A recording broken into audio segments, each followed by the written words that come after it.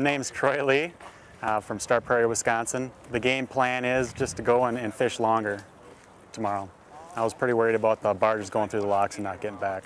So you didn't spend as much time on your stuff as you wanted? Right. You could have spent more time today? Yes, I could have. I was a little rushed, so. So you locked Yep. at least north or south, right? Yeah, I locked twice. Okay.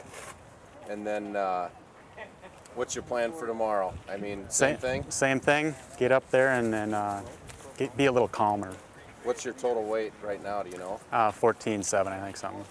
And then can you duplicate that tomorrow? I think so. All right. Sweet, good job. Yep, thank you. I got a little over 18 pounds today, currently in second place. All of my fish, except one, came off of one spot.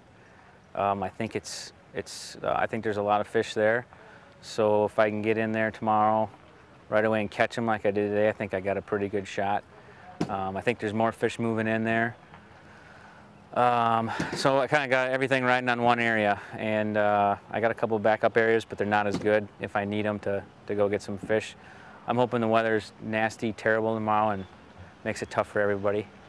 Caught them all on a crankbait today. Crankbait and one on a football jig. Here I got Wade Stout from the Lake Wisconsin Lunkers Bass Club. He's the day one leader of the Mr. Bass tournament here out of Pool 8, Genoa, Wisconsin. Just give me an update of how your day went. It was awesome. I found one little spot where I caught one smallmouth in practice, and then I was catching largemouth kind of over a huge area, just scattered all over the place. And at the last minute, I decided to start on the smallie spot just to see if they showed up, and they were there big time. I had a limit in 20 minutes. So you had a limit of smallies today? Yep. No, I weighed in 4 smallies and 1 largemouth. Okay. So you had over 18 pounds, right? Right, yep. So you had a really good bag. It was awesome, yeah. The smallies were they were going crazy. Were you fishing deep or shallow? It was real shallow. It was kind of a little ditch going through the woods, and there's just a light little flow there.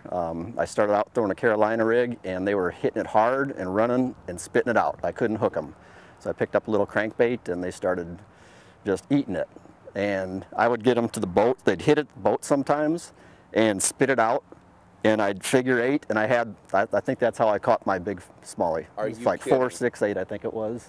Musky fishing. Yeah, and he just, I saw him, and I missed him. I just felt a little plunk, and he went down, and I just instinctively stuck the rod down and just started swishing it back and forth, maybe not a figure 8, and all of a sudden, boom, there he goes, and the fight was on. It was crazy. I had a spinning rod and 6-pound test on this little lightweight crankbait, and I just had to play him for 2-3 minutes to get him to the boat. You think you got fish left for tomorrow? I sure hope so. I left him alone after a half hour and just largemouth fished the rest of the day and never went back to him. So hopefully it doesn't bite me in the rear. And do you think any of this cold weather we're going to get overnight is going to affect it at all, being shallow like that? I don't think so. I sure hope not, because there is, like I said, a nice little ditch there where they can slide off into and just lay and come up to this shallower hard spot where hopefully they're there to feed, and they'll be there in the morning. Did you do any locking today? Nope, stayed kind of mid-pool right here, didn't go terribly far. So you got plenty of time then? Yep.